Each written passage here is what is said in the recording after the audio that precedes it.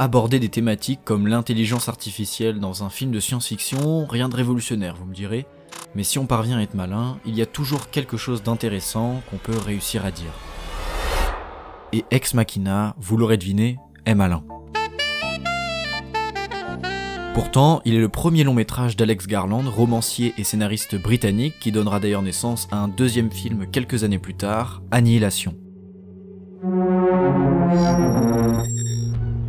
Mais ce réalisateur ne sort pas de n'importe où. En effet, c'est en tant que scénariste qu'il accompagnera Danny Boyle sur 28 jours plus tard et Sunshine, ou bien encore Dread de Pete Travis. Il avait alors déjà fait ses preuves en tant que scénariste, et c'est avec Ex Machina, sorti en 2015, qu'il s'empare pour la première fois d'une caméra. Un thriller futuriste en huis clos, avec une mise en scène soignée, oppressante, fascinante, bref, un résultat impeccable pour un premier rôle en tant que réalisateur. Du coup, je propose que nous regardions plus en détail les éléments du film qui, à mes yeux, le rendent extrêmement efficace dans sa mise en scène, avant de parler de la séquence qui m'a fait adorer ce film. Cheers.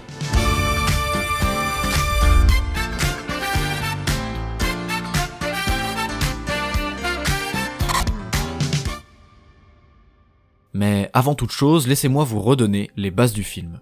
Caleb est un jeune programmeur talentueux. À ce titre, il remporte un séjour d'1 semaine dans la résidence du grand patron qui se trouve en pleine montagne. Il va alors se rendre dans sa demeure et enfin rencontrer l'homme derrière la création de Blue Book, l'équivalent fictionnel de Google puisqu'il est décrit comme le plus grand moteur de recherche du monde entier.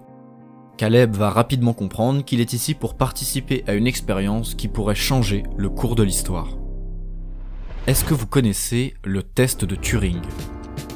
Mis en place par le mathématicien Alan Turing dans les années 50, cet examen sert à déterminer la capacité d'une machine à se faire passer pour un être humain. Pour faire simple, un évaluateur humain est chargé de juger une conversation textuelle entre un ou plusieurs humains et une machine. Le truc, c'est que l'évaluateur sait que l'un des participants est une machine, mais il sait pas lequel précisément. Et s'il n'est pas en mesure de discerner l'homme de la machine après 5 minutes de conversation, ça veut dire que la machine a passé le test avec succès.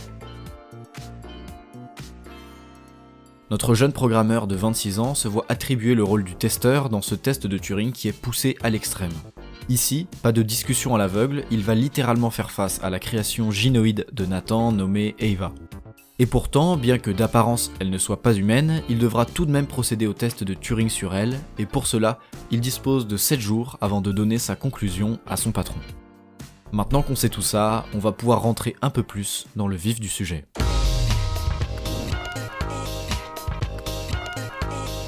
Une des choses qui a énormément joué pour moi dans le visionnage du film, c'est sa capacité à être totalement franc avec nous, spectateurs, comme avec les personnages du film.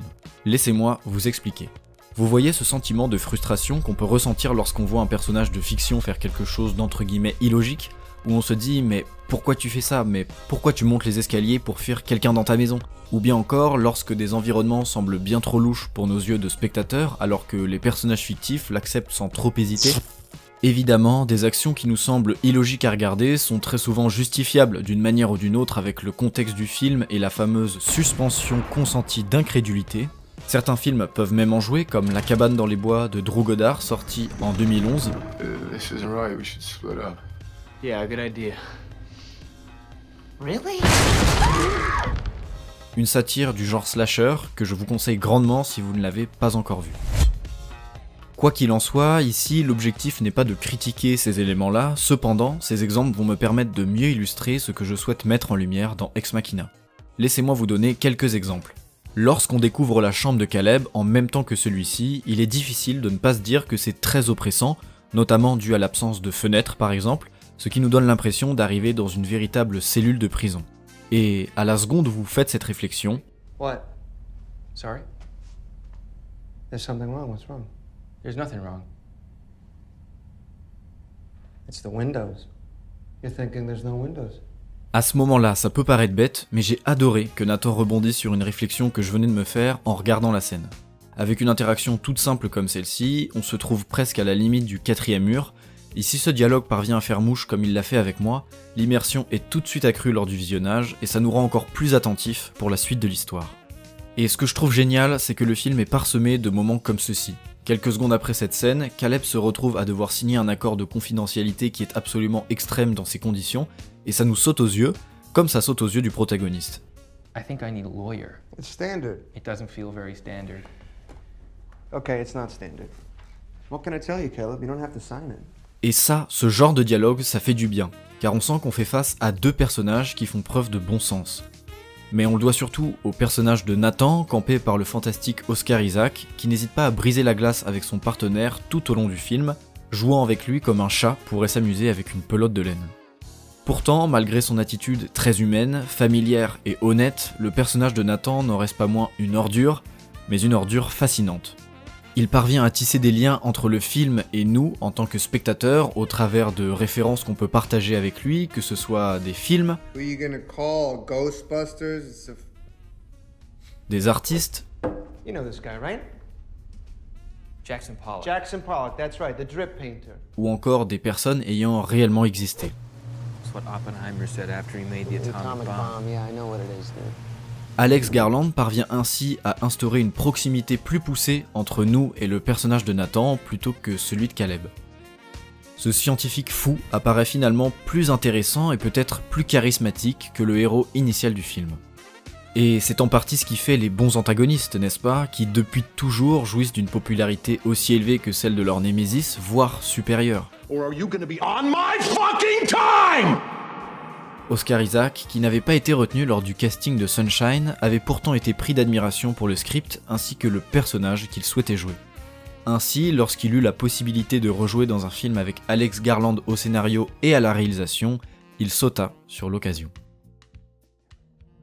If you've created a conscious machine, it's not the history of man. That's the history of gods.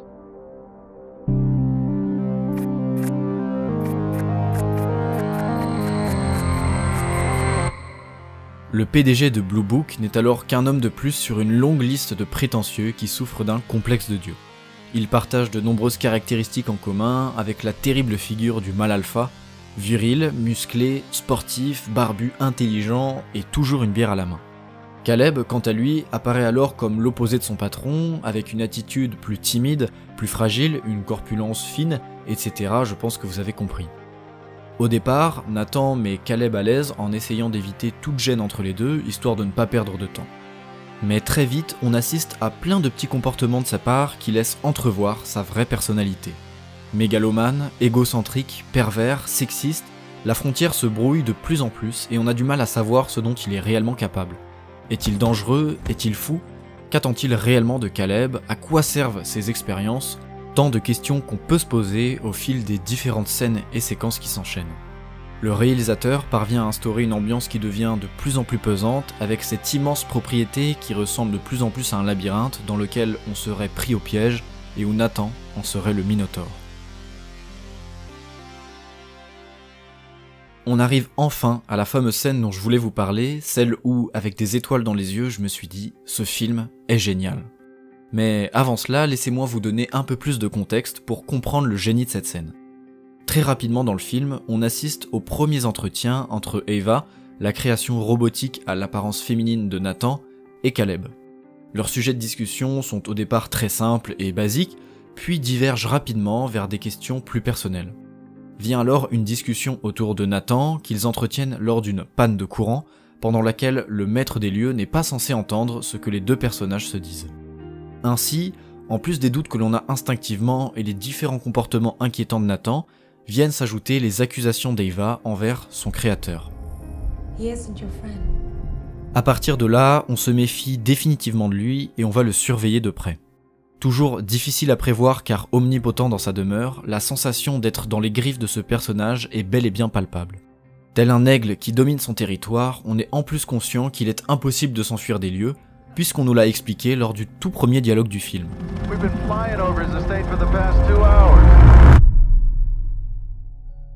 La dimension sexuelle, sous-entendue auparavant, devient alors explicite. Sans réelle surprise, on observe Caleb développer sans qu'il le veuille une sorte d'attirance envers le personnage d'Eva. Loin d'être stupide, il confronte immédiatement son patron en lui demandant s'il a programmé Eva pour flirter avec lui, et Nathan arrive à nous convaincre que ce n'est pas le cas. Cependant, toujours malin et vicieux, Nathan aborde le sujet de la sexualité d'Eva et répond à nos questionnements à ce moment-là. And in answer to your real question, you bet she can fuck. Après cela, on a même la confirmation que Kyoko, sa domestique qu'il traite de manière exécrable, est également son esclave sexuelle.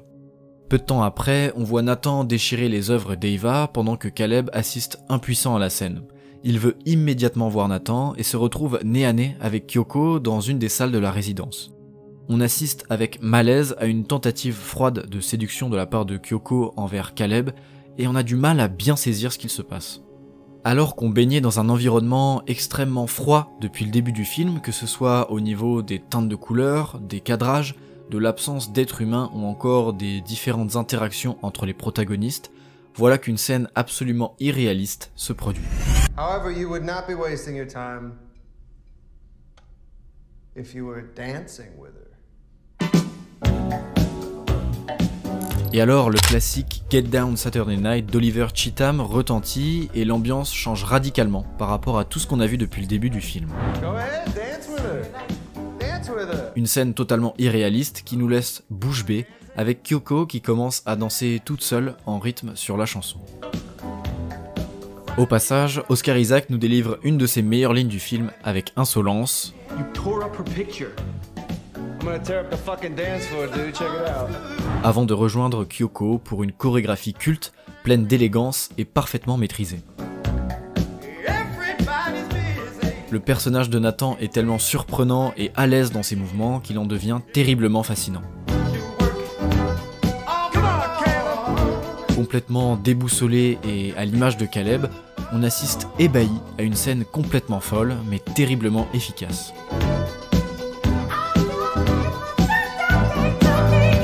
C'était incroyable.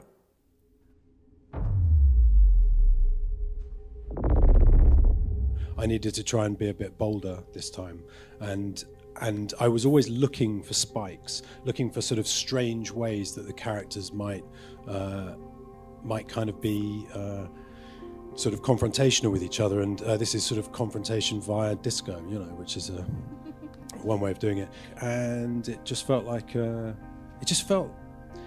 it felt like the right thing to do to stop everything getting too heavy as well, maybe. So that. Bref, cette scène totalement irréelle a l'audace de s'incruster dans un huis clos sobre et minimaliste en arrivant en grande pompe avec un rouge très saturé et du disco-funk magique plein les oreilles. Lorsqu'on ne s'y attend pas, on reste stupéfait devant cette séquence car elle allie incompréhension, malaise, mais surtout fascination. Pour moi, ce passage est clairement un bijou de mise en scène, c'est un pari du réalisateur qui a fait mouche et qui ne diminue en rien les enjeux narratifs du film, au contraire, cette scène lui apporte un charme fou.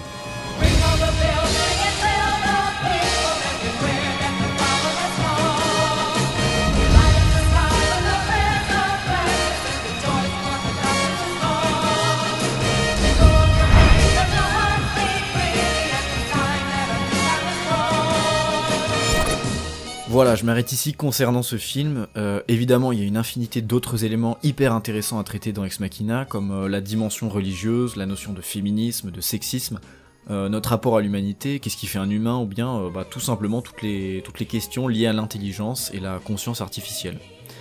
Moi, ce dont j'avais envie, et je pense que vous l'avez bien compris, c'était de parler de cette fameuse scène de danse que j'adore, et pour ça, fallait bien que je parle un peu d'autres éléments, donc voilà, j'espère que ça vous aura quand même intéressé. Si ce n'était pas déjà le cas, je vous conseille fortement de regarder ce film qui est disponible sur Netflix. J'ai certes pas mal spoilé, mais il vous reste encore plein de choses à découvrir. Et puis n'hésitez pas à jeter un œil à Annihilation, dans lequel on retrouve Oscar Isaac et Nathalie Portman, entre autres. Sur ce, prenez soin de vous, et puis on se dit à très vite pour un prochain épisode. Ciao.